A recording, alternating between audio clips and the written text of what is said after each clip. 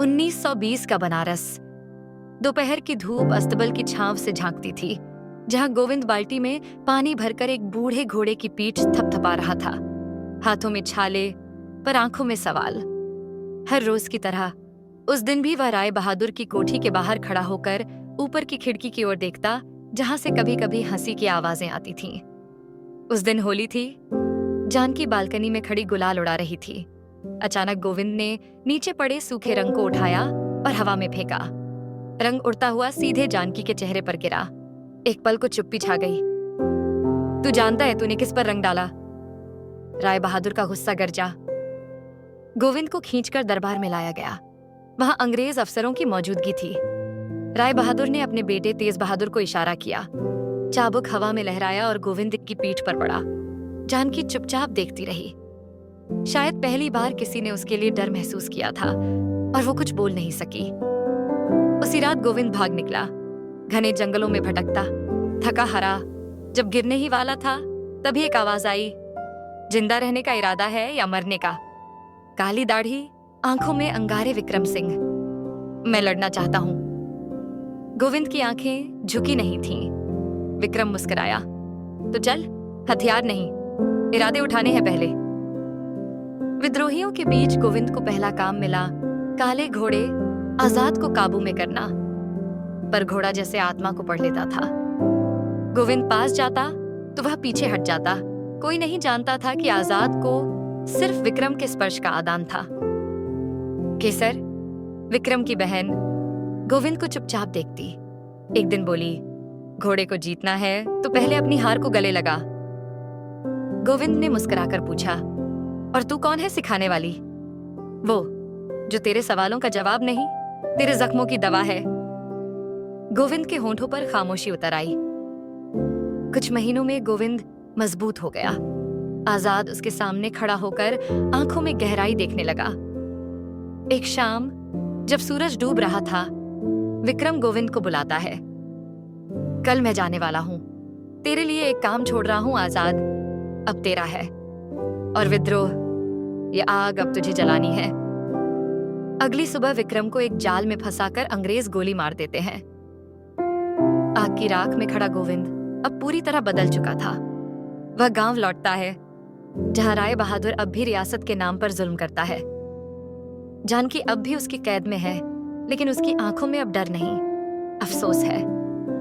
Rai Bahadur British अफसर James के साथ मिलकर तय करता है कि जानकी की शादी जेम्स गद से होगी और साथ ही आजाद को लंदन भेजा जाएगा, रानी के लिए रॉयल ट्रॉफी बनकर। गोविंद सब जान चुका था। अब उसका इरादा साफ था, जानकी को आजाद कराना है, और आजाद को भी। चांदनी रात थी। पेड़ों की छाया जैसे धरती पर साजिशें लिख रही थी। गोविंद अपने पुराने अस्तबल की ओर चुपचाप लौटा, वही जगह जहां उसका बचपन अपमान में बीता था। और अब वो वहां अपने इरादों की मशाल लेकर लौटा था। वो दीवार के पीछे से आजाद को देखता है। उसकी आंखों में कोई डर नहीं था, बस एक सवाल था, क्या तू मेरा बनेगा? अचानक उसके पीछे एक छाया उभरी। इतने सालों बाद भी तू वही पागल है। जानकी की आवाज हवा में सरसराई। गोविंद पलटा। जानकी अब पहले जैसी नाजुक नहीं दिखती थी। उसका चेहरा कठोर था, आंखें थकी हुई लेकिन निडर। गोविंद धीरे से, अब पागल नहीं, बागी हूं और तुझे लेने आया हूं। जानकी, ले जाओगे? क्या समझे थे, मैं इंतजार करती रहूंगी। गोविंद, नहीं, पर मुझे पता है तू वहीं खड़ी है जहां मैंने तुझे छोड़ा था, उस पहली होली के रंग में। एक क्षण की खामोशी के बाद जानकी की आंखें नम हो गईं। जानकी, मेरे पिता ने मुझे जेम्स से बांध दिया है, जैसे आजाद को उसकी बग्घी से। लेकिन अगर तू मुझे सच में आजाद कर सके तो मैं तेरे साथ चलूंगी। अगली सुबह राय बहादुर के दरबार में ऐलान हुआ, महाराणा दौड़ का आयोजन होगा। अंग्रेजों का घोड़ा और भारत का आजाद आमने सामने होंगे। जिसे जीतना है उसे देश की इज्जत भी जीतनी होगी। पर आजाद अब भी किसी की नहीं सुनता था। गोविंद दिन रात आजाद के साथ वक्त बिताने लगा। भूख, प्यास, मार सब सहता। तब एक रात केसर उसके पास आई। केसर, अगर तुझे आजाद जीतना है तो उसके घावों को समझ, वह भी तेरी तरह टूटा हुआ है। गोविंद ने आजाद की पीठ पर हाथ रखा और पहली बार घोड़ा पीछे नहीं हटा। दूसरी ओर जेम्स ने जानकी को बंदी बना लिया। उसे मारने की धमकी दी गई। राय बहादुर, जो अब भी अंग्रेजों के सामने झुका खड़ा था, सब देखता रहा। जेम्स, जकी से, तू मेरी दासी बनेगी। रॉयल स्टेबल में भारत की बेटी अब इंग्लैंड की जंजीर होगी। जानकी घृणा से, अगर तूने छुआ भी तो मैं खुद को आग लगा दूंगी। दौड़ का दिन आया। हजारों की भीड़, अंग्रेजों का दंभ और गोविंद आजाद पर सवार। गोविंद की आंखों में आग थी, पर होंठ शांत थे। उसकी नजर सिर्फ एक जगह थी, किले की छत पर खड़ी जानकी, जो उसके इरादे को अपने दिल की धड़कन से पढ़ रही थी। घुड़दौड़ शुरू हुई। जेम्स ने धोखा दिया। उसकी बग्घी में तेज ब्लेड छिपे थे, जो आजाद की टांगों को घायल कर सकते थे। पर गोविंद ने चाल बदली। उसने अपने शरीर को आगे कर दिया और एक पल के लिए आजाद और उसकी आत्मा एक हो गई। गोविंद फुसफुसाते हुए, अब नहीं रुकेंगे, अब नहीं झुकेंगे। तू दौड़, मैं तुझ में हूं। आजाद ने हवा को चीरते हुए रेस जीत ली। भीड़ में सन्नाटा था, फिर जुनून। भारत माता की जय के नारों से पूरा मैदान गूंज उठा। पर जेम्स ने हार नहीं मानी। उसने जानकी को किले से खींच लिया और छत पर खड़ा हो गया। गोविंद दौड़ते हुए किले पर चढ़ा। जेम्स पिस्तौल ताने हुए, अब या तो तू गिरेगा या ये लड़की। गोविंद चुपचाप आगे बढ़ा। तब जानकी ने खुद को जेम्स से छुड़ाया और उसे धक्का दिया। अंग्रेज अफसर नीचे गिरा और सब कुछ खत्म हो गया। जानकी गोविंद के पास आई। जानकी, धीरे से, अब मैं तेरी हूं और ये देश भी। गोविंद ने उसके माथे पर चुपचाप हाथ रखा। कहीं कोई बंदिश नहीं रही। अंत में राय बहादुर, जिसने सब कुछ खो दिया था, घुटनों पर गिर पड़ा। राय बहादुर, मैंने सब खो दिया, बेटा, घोड़ा, बेटी और आत्मा। गोविंद, अब भी एक चीज बची है, प्रायश्चित। आजाद मैदान में खड़ा हवा से बातें कर रहा था और एक आवाज जैसे गूंजी, आजादी वो नहीं जो दी जाए, वो है जो ली जाए। आजादी की पहली हवा जब गांव के झंडों से टकराई तो लोगों ने पहली बार खुले आसमान की ओर सिर उठाकर देखा। गोविंद और जानकी अब रियासत के नहीं, जनता के प्रतिनिधि थे। आजाद अब सिर्फ एक घोड़ा नहीं रहा, वह पहिए प्रतीक था उस जुनून का जो गुलामी की जंजीरों को तोड़ सकता था। पर जैसा हर आग के बाद धुआं उठता है, उसी तरह इस कहानी में भी राख के नीचे एक नई साजिश सुलग रही थी। बनारस के ठीक बाहर एक छुपा हुआ बंकर, जहां कर्नल ग्रेगोरी नाम का अंग्रेज अफसर अब तक ब्रिटिश खुफिया दल का संचालन कर रहा था। विक्रम सिंह को मारने का असली मास्टरमाइंड वही था। ग्रेगोरी अपने अफसरों से, भारत का सिर उठने लगा है, पर हर गर्दन झुकाई जा सकती है अगर उसके दिल से डर न निकले। वो एक योजना बनाता है गोविंद को देशद्रोही घोषित करके उसके नाम पर नकली विद्रोह करवाना, जिससे जनता ही उसे गद्दार माने। एक रात गांव में आग लगती है। गोविंद को दोषी ठहराया जाता है। कुछ नकाबपोश लोग ब्रिटिश झंडा जलाते हैं और गोविंद के नाम के नारे लगाते हैं।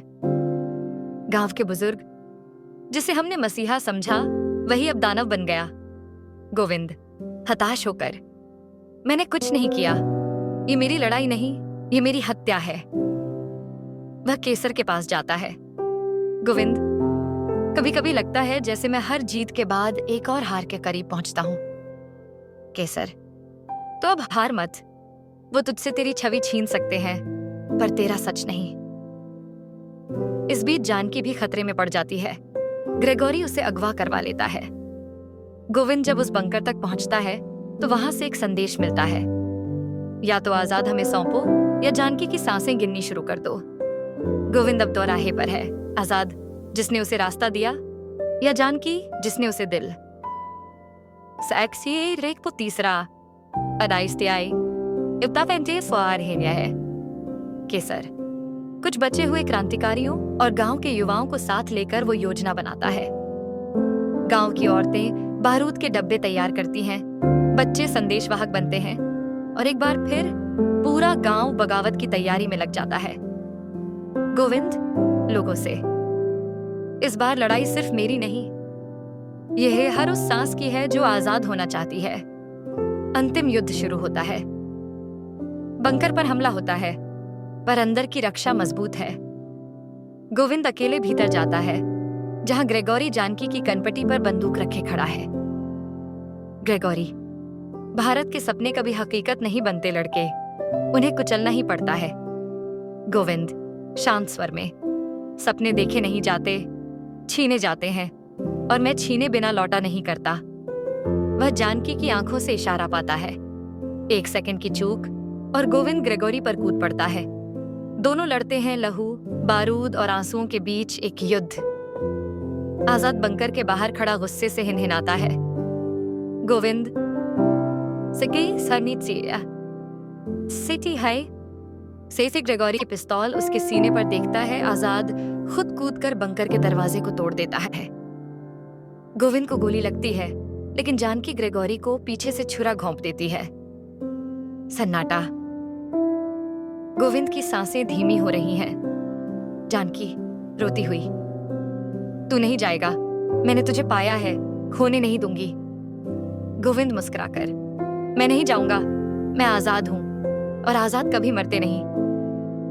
कुछ महीने बाद गोविंद एक नई रियासत की स्थापना करता है, जहां कोई राजा नहीं, कोई गुलाम नहीं, सिर्फ लोग हैं और उनकी आजादी। केसर सैनिकों को प्रशिक्षित करती है, जानकी एक स्कूल शुरू करती है, और आजाद मैदान में दौड़ता है, अब हमेशा के लिए आजाद। 1920 का बनारस, जहां गलियां सांस लेती थीं और हवाओं में भी ब्रिटिश शासन का बोझ महसूस होता था। एक अस्तबल के कोने में गोविंद एक बूढ़े घोड़े की पीठ सहला रहा था। उसके चेहरे पर मिट्टी, पर आंखों में आकाश जितना सपना। उसका शरीर दास्ता के बोझ से झुका था, लेकिन मन अब भी उठने को बेताब। उसका दिल हर रोज उस कोठी की ओर खिंचता, राय बहादुर की कोठी। वहां की एक खिड़की से झांकती थी जानकी, नाजुक सी, लेकिन नजरों में विद्रोह की हल्की चमक लिए। हर बार उसे देखता है, पर बोलता कुछ नहीं। गोविंद के साथी ने उसे छेड़ा, क्योंकि कभी कभी खामोशी ही सबसे तेज चीख होती है। गोविंद ने जवाब दिया। उसी दिन होली थी, रंग उड़ रहे थे, पर गुलामी की धूल सब रंगों पर भारी थी। जानकी ने हवा में गुलाल उड़ाया। गोविंद ने पास पड़े सूखे रंग को उठाया और हल्के से उसकी ओर फेंका। रंग उड़ता हुआ सीधा जानकी के गालों पर, और अगले ही क्षण दरवाजे खुले। राय बहादुर, तेज बहादुर और अंग्रेज अफसरों के साथ निकल आया। Rai Bahadur, need stable boy, तूने मेरे घर की इज्जत पर रंग डाला। तेज बहादुर, बापू आज इसका घमंड तोड़ने दीजिए। एक चाबुक हवा में लहराया और गोविंद की पीठ पर पड़ा, पर उसकी आंखें अब भी झुकी नहीं थीं। गोविंद दर्द में भी डटकर, रंग नहीं था, इजहार था, और जुल्म से डरता तो स्टेबल में ही मर जाता। राय बहादुर ने उसे जेल में डालने का हुक्म दिया, लेकिन रात के अंधेरे में गोविंद भाग निकला, और उसकी मंजिल थी बनारस से दूर, जंगलों में बसे एक गांव का कोना, जहां एक नाम हवा में तैरता था, विक्रम सिंह। एक बागी, एक आदर्श, एक छाया। जंगल के बीचों बीच एक पुराना हवलदारों का डेरा, अब वीरान। वहीं छिपा था विक्रम सिंह, कभी ब्रिटिश फौज में ऊंचे ओहदे पर था, लेकिन एक दिन उसने अपना वर्दी फाड़ दी थी और शपथ ली थी, अब ये हाथ सिर्फ आजादी के लिए उठेंगे। गोविंद वहां लहूलुहान हालत में पहुंचा। विक्रम उसे देखता है। कौन है तू? गोविंद, एक ऐसा जिसे घोड़े की नाल से भी ज्यादा अपना अपमान याद है। विक्रम हल्की मुस्कान के साथ, तो तू मेरा आदमी है। केसर, जो विक्रम की शिष्या थी, आग जैसी तेज, पर भीतर से नम मिट्टी गोविंद की मरहम पट्टी करती है। उसकी उंगलियों का स्पर्श भले मुलायम हो, पर जुबान उतनी ही कठोर। केसर चिढ़कर, शहर के लौंडे हो, प्यार में पड़े और अब गुस्सा, तपा, बगावत का चश्मा पहन लिया। गोविंद, नहीं, जुल्म ने मेरी आंखें खोल दी, अब उन्हें बंद करना गुनाह लगेगा। केसर रुक कर, तो फिर साबित करो। विक्रम ने गोविंद को अस्तबल के एक वीरान कोने में ले जाकर दिखाया एक घोड़ा जो किसी को भी अपने पास नहीं आने देता। उसका नाम था आजाद। कहते हैं एक अंग्रेज कर्नल ने उसे शिकार में जकड़ा था, पर आजाद ने उसकी दोनों टांगें तोड़ दी थीं। तब से वह बंद था, न रकाब को सहता न लगाम को। विक्रम, ये घोड़ा नहीं, ये बगावत है, और जो इसे जीत ले वो देश को जीत सकता है। गोविंद हर रोज आजाद के पास जाता, कभी शक्कर की डली लेकर, कभी सिर्फ एक स्पर्श। शुरू में घोड़ा हिनहिनाता, पैर पटकता, लेकिन गोविंद पीछे नहीं हटा। केसर दूर से देखती रही पर कुछ न बोली। एक दिन गोविंद बहुत पास पहुंच गया। गोविंद, धीरे से, तेरा नाम आजाद है और मेरा सपना भी। हम दोनों को आजादी छूनी है, चल मिलकर उड़ते हैं। और पहली बार आजाद ने उसका चेहरा सूंघा और गर्दन झुकाई। उसी रात पास के गांव में ब्रिटिश सेना ने हमला किया। औरतों को उठाया जा रहा था, बच्चों को डराया जा रहा था। केसर और विक्रम के दस्ते के साथ गोविंद भी मैदान में कूदा। गोली, तलवारें, आंख पर सबसे तेज चमकती थी गोविंद की आंखें। पहली बार वह जंग से किसी प्रभावित नहीं रहा था, उससे टकरा रहा था। एक सिपाही गर्दन पकड़कर, तू कौन है? गोविंद, मैं वो हूं जो अब सिर्फ जिंदा नहीं, जागा हुआ है। मैं आजाद का सवार हूं। गांव बच गया। गोविंद को पहली बार एक नाम दिया गया, बाघी गोविंद। और केसर? अब उसकी आंखों में गोविंद के लिए सम्मान था और एक छुपी सी मुस्कान। बनारस की गलियां अब पहले जैसी नहीं थीं। दीवारों पर गोविंद के नाम के पर्चे चिपके थे, वो वांटेड, बाघी, गद्दार। ब्रिटिश सरकार ने गोविंद के सिर पर इनाम रख दिया था। पर लोग अब चुप नहीं थे। कुछ दरवाजे रात में खुलते और पंखे की डंडी में गोविंद की तस्वीर बांध दी जाती। एक इनकलाब चुपचाप सांस लेने लगा था। विक्रम सिंह ने अब अगले कदम की योजना बनाई, ब्रिटिश बारूद गृह पर हमला। पर इसके लिए उन्हें शहर में एक नक्शा चाहिए था जो सिर्फ राय बहादुर की कोठी में था। विक्रम, तू वहां नहीं जा सकता गोविंद, तेरा चेहरा पहचान लिया जाएगा। गोविंद, मैं डरने नहीं, हिसाब चुकता करने जाऊंगा। केसर, चिंतित, और अगर जानकी ने पहचान लिया तो? गोविंद, थोड़ा थमकर, तो शायद वो भी सच समझे मैं अब स्टेबल बॉय नहीं रहा। गोविंद एक पुजारी के वेश में कोठी में घुसता है भंडारे के दिन। आरती के शोर में जब उसकी नजर जानकी से मिलती है, वक्त थम जाता है। जानकी अब ज्यादा सधी हुई, पर उसकी आंखों में अब भी वही धूप थी। जानकी, धीरे से, तू आया क्यों? गोविंद, कुछ चीजें अधूरी रह जाती हैं, निया जाती हैं, और कुछ अधूरी रखी जाती हैं। जानकी आंखें डबडबाती, तू क्या बन गया है गोविंद? गोविंद, वो जो तेरे सपनों में छुपा था पर जमाने की साजिशों में गुम हो गया था। जानकी उसे जाने देती है, पर नक्शा देते वक्त एक कागज और थमा देती है। इससे आगे जाने से पहले एक बार मेरे सवालों का जवाब देना, कहीं ये आग तुझे भी न जला दे। गोविंद नक्शा लेकर भाग निकलता है, लेकिन एक और आंख उसे देख रही होती है, तेज बहादुर, जो अब अंग्रेजों का खास हो चुका था। तेज बहादुर, ब्रिटिश अफसर से। गोविंद अब सिर दर्द नहीं, खून की जरूरत बन चुका है। अगली बार उसे मार गिराना ही पड़ेगा। अगली रात विक्रम सिंह गोविंद से आखिरी बार गले मिलता है। विक्रम, शायद मैं इस युद्ध में ना बचूं, पर तुझे लड़ते रहना है। तू अब सिर्फ गोविंद नहीं, तू इस देश की उम्मीद है। गोविंद, अगर मैं गिरा तो कोई और खड़ा होगा, क्योंकि आजादी अब घोड़े पे नहीं, दिलों में दौड़ रही है। अंत में बम गृह पर हमला होता है। केसर, गोविंद और उनके दस्ते हमला करते हैं। विस्फोट होते हैं और गोविंद बच निकलता है। गोविंद को जब पता चलता है कि गांव में जानकी पर आरोप लगाया गया है वो ब्रिटिश सरकार का गुप्त एजेंट होने का, तो उसका दिल टूट सा जाता है। गोविंद अपने आप से, क्या सचमुच वही लड़की जो बचपन से जानती थी अब हमारे दुश्मन की निशानी बन गई? लेकिन विक्रम और केसर कहते हैं यह सब ब्रिटिशों की चाल है ताकि तेरा ध्यान भटकाया जा सके। गोविंद अपने दिल के दर्द को दबाकर उस साजिश को बेनकाब करने का फैसला करता है। वह जानकी से मिलने जाता है जो जेल में बंद है। उनकी मुलाकात कांच के उस पार होती है। जानकी धीमी आवाज में, मुझे अपना विश्वास खो दिया क्या?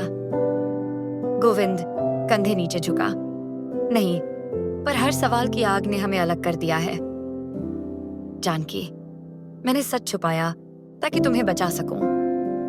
गोविंद को पता चलता है कि जानकी ब्रिटिश खुफिया में डबल एजेंट है जो अंदर से अंग्रेजों की योजना बिगाड़ रही है, पर यह राज खोलना आसान नहीं था। इसी बीच तेज बहादुर की फौज गांव पर टूट पड़ती है। गोविंद, विक्रम, केसर और जानकी मिलकर एक बड़ी साजिश का पर्दाफाश करते हैं। ब्रिटिश सरकार गांव को तबाह कर सबूत मिटाने की तैयारी कर रही थी। गोविंद, अगर हम रुके तो मौत आएगी। हमें लड़ना होगा अपने ही घर में, अपनी मिट्टी के लिए। आजाद घोड़ा अब पूरी ताकत से दौड़ने लगा था। उस पर सवार गोविंद के हाथों में तलवार चमक रही थी, और इस बार लड़ाई सिर्फ झंडे के लिए नहीं, दिल के लिए भी थी। हाँ, कारी का अन्याय एक बड़ा मोड़ लेती है। गोविंद की जान बचाने के लिए जानकी अपनी जान जोखिम में डाल देती है और विक्रम की हत्या हो जाती है। गोविंद रोते हुए, तेरे बिना ये लड़ाई अधूरी है, पर तेरी हिम्मत से मैं फिर भी लड़ूंगा। विक्रम के जाने के बाद गोविंद की दुनिया धुंधली हो गई थी, पर जानकी की हिम्मत ने उसे संभाला। वो दोनों अब सिर्फ साथी नहीं, एक मिशन के दो जिंदा शोलों की तरह थे। जानकी, तुम्हारे बिना मेरी सांसें भी बेकार थीं। अब हम साथ हैं तो कोई ताकत हमें रोक नहीं सकती। गोविंद, तेरे विश्वास से ही तो मैं जी रहा हूं, अब न डरना न थकना। पर तेज बहादुर ने साजिश और तेज कर दी थी। उसने गांव के बीचों बीच गोविंद का पुतला फूंका और लोगों को दहशत में डाला। तेज बहादुर चीखते हुए, आजाद को खत्म कर दो या इस गांव को आग के हवाले कर दो। एक दिन गोविंद और जानकी छुपकर गांव के मंदिर में मिले। उन्होंने अपनी जिंदगी और लड़ाई के बीच के फासले मिटाने की ठानी। जानकी धीमे से, कभी सोचा है अगर हम जीत गए तो क्या होगा? गोविंद मुस्कुराकर, वो दिन जब हर बच्चा अपने नाम की आजादी कह सकेगा। उस रात तेज बहादुर और उसकी सेना ने अचानक हमला किया। गोविंद ने जानकी को छुपाया, खुद तलवार लेकर मैदान में कूद पड़ा। लड़ाई भयंकर थी। आजाद ने अपनी पूरी ताकत दिखाई और अपने सवार के साथ हर जगह कूदा, पर जानकी को पकड़ लिया गया। गोविंद आंसू छिपाते हुए, तुम्हें छोड़ना नहीं, लेकिन तुम्हें बचाना है। अगले दिन गोविंद ने गांव के लोगों को इकट्ठा किया। गोविंद, अगर हम डर गए तो यह जमीन हमसे छिन जाएगी। हम लड़ेंगे अपने लिए, अपने कल के लिए। लोगों की आंखों में फिर से उम्मीद की लौ जली। जानकी जेल की ठंडी दीवारों के पीछे बैठी थी। उसकी आंखों में आंसू नहीं थे, सिर्फ आग थी। वह जानती थी कि उसकी सच्चाई साबित करना आसान नहीं होगा। ब्रिटिश अफसरों ने उसे टूटने के लिए हर कोशिश की, पर वह डटी रही। ब्रिटिश अफसर से हंसते हुए तुम्हारे जैसे लाखों हैं, लेकिन कोई तुम्हें बचाने नहीं आएगा। जानकी तेज आवाज में, लाखों तो हैं, पर एक भी तुम्हारे जैसे नहीं जो मेरी मिट्टी के लिए मर सके। वहीं बाहर गोविंद को एक बड़ा सच पता चलता है। वह अपने पिता की असली विरासत से अनजान था। उसके पिता किसी ब्रिटिश जासूस के खिलाफ लड़ रहे थे और उनके बलिदान ने ही आजादी की जड़ें मजबूत की थीं। गोविंद अपने दिल से, मैं सिर्फ आजाद नहीं, अपने खून की लड़ाई लड़ रहा हूं। गोविंद ने गांव के लोगों के साथ मिलकर एक बड़ा योजना बनाई जानकी को छुड़ाना। केसर, यह आसान नहीं होगा, लेकिन अगर कोई कर सकता है तो तुम कर सकते हो। गोविंद, ये लड़ाई मेरी नहीं, हमारी है, हम जीतेंगे। अंत में एक भयंकर रात में गोविंद और उसके साथी जेल पर हमला करते हैं। लड़ाई में तकरार, गुमराहियां, पर सच्चाई की जीत होती है, जानकी आजाद होती है। इस अध्याय के अंत में गोविंद और जानकी की जज्बाती मुलाकात होती है, जहां दोनों अपने अतीत और भविष्य की कस्में खाते हैं। जानकी की आजादी के बाद गोविंद के दिल में एक नया तूफान उठा। वहां बनिए, इस फाफिन लड़ाका नहीं, बल्कि उस भरोसे का पहरेदार था जो जानकी ने उस पर जताया था। जानकी धीमे से, हम दोनों की लड़ाई अब खत्म नहीं हुई, बल्कि नई शुरुआत है। गोविंद, तुम्हारे साथ अब कोई ताकत हमें रोक नहीं सकती। ब्रिटिश अब गांव में कड़ा प्रहार करने लगे थे। तेज बहादुर ने अपने गुर्गों से हर जगह दहशत फैला दी थी, पर गांव वालों की हिम्मत कम नहीं हुई। वे गोविंद के नेतृत्व में एकजुट हो रहे थे। गोविंद और जानकी के बीच अब रिश्तों में एक नई गर्माहट आई, लेकिन उनके सामने खड़ा था एक बड़ा खतरा, एक विश्वासघात जो उनके सबसे करीबी में छुपा था। केसर चिंतित, ध्यान रखना, कोई हम में से नहीं जो सच में हमारा दुश्मन हो। एक दिन गोविंद ने महसूस किया कि कोई उन्हें गुपचुप तरीके से निशाना बना रहा है। गोविंद, सावधानी से, अगर हम अंदर से कमजोर हो गए तो ब्रिटिश कुछ भी कर सकते हैं। आखिरकार एक बड़ा झटका तब लगा जब पता चला कि किसी ने जानकी की पहचान अंग्रेजों को बेच दी थी। जानकी गुस्से में, यह धोखा किसी और से नहीं, हमारे बीच से आया है। कहानी में एक बड़ा मोड़ साथ आता है, इस पर आता है, क्या यह विश्वासघात उनके मिशन को खत्म कर देगा या फिर उनके जज्बे को और भी मजबूत कर देगा? गोविंद के दिल में धधकती आग थी। अब विश्वासघात का पता लगाना अनिवार्य था। गोविंद, तेज लहजे में, जो हमारे बीच छिपा है उसे अब बाहर लाना होगा। केसर ने गोविंद को एक राज बताया, एक ऐसा नाम जो सभी को चौंका देगा। केसर धीमी आवाज में, वो नहीं जो हम सोचते हैं, बल्कि हमारा सबसे भरोसेमंद साथी है। गोविंद ने गुप्त तरीके से उस व्यक्ति की तलाश शुरू की। रात के अंधेरे में जब सब सो रहे थे, गोविंद ने उस साथी को अकेले पकड़ लिया।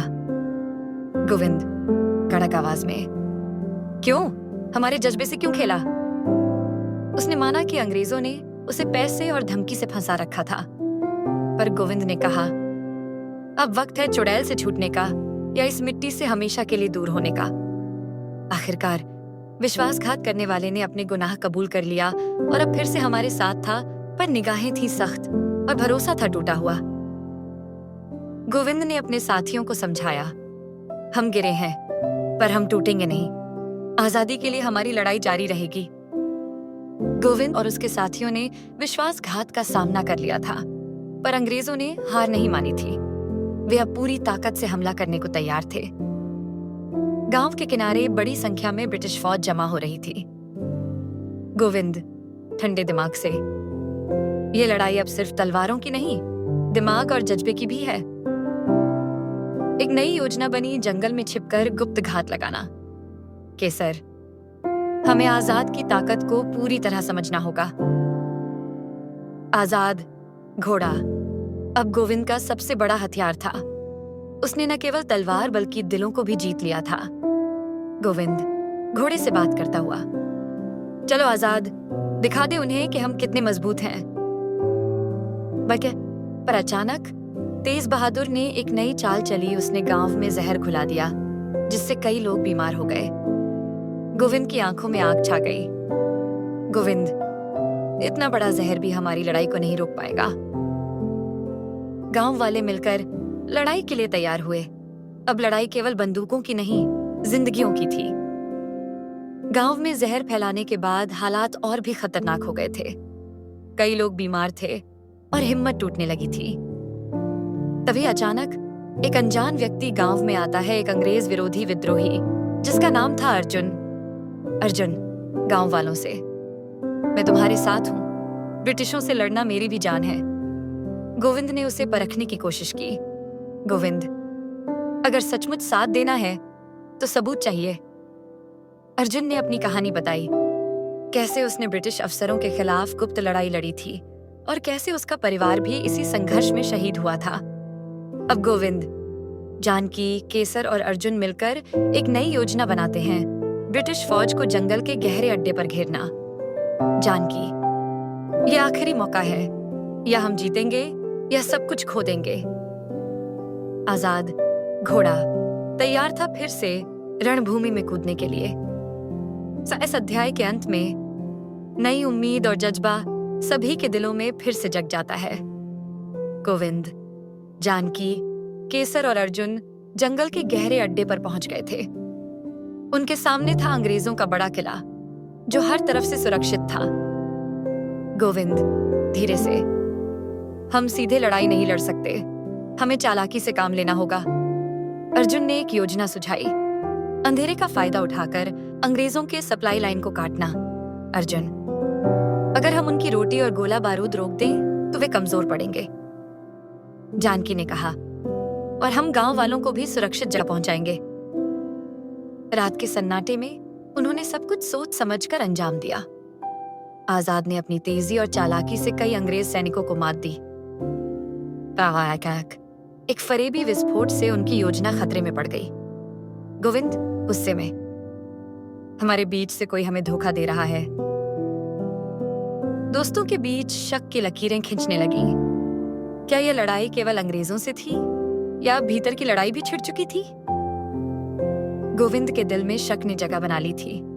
उसने हर साथी की बात ध्यान से सुनी, हर हरकत पर नजर रखी, पर अंदर का दर्द और भी गहरा था। वह नहीं चाहता था कि दोस्ती टूटे। रात के अंधेरे में गोविंद ने चुपके से उस फरेबी विस्फोट की तहकीकात शुरू की। गोविंद, अपने आप से, कौन चाहता है हमारी हार? थोड़े दिन बाद असली गद्दार का पर्दाफाश हुआ। जो सबसे कम उम्मीद थी वही था। गोविंद, गुस्से से, तुमने हमें क्यों धोखा दिया? गद्दार ने कहा, मैंने परिवार की जान बचाने के लिए मजबूर होकर यह सब किया। गोविंद ने गद्दार को माफ कर दिया, लेकिन सख्त हिदायत दी, अब फिर कभी विश्वास तोड़ोगे तो मैं तुम्हें देश की मिट्टी से बाहर कर दूंगा।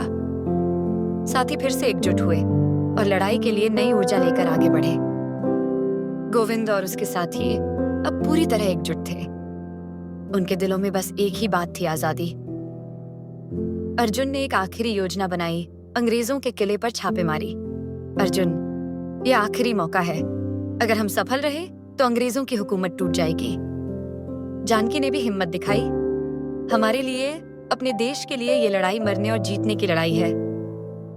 गोविंद ने अपनी तलवार उठाई और बोला, चलो आजाद के साथ हम अपना इतिहास लिखते हैं।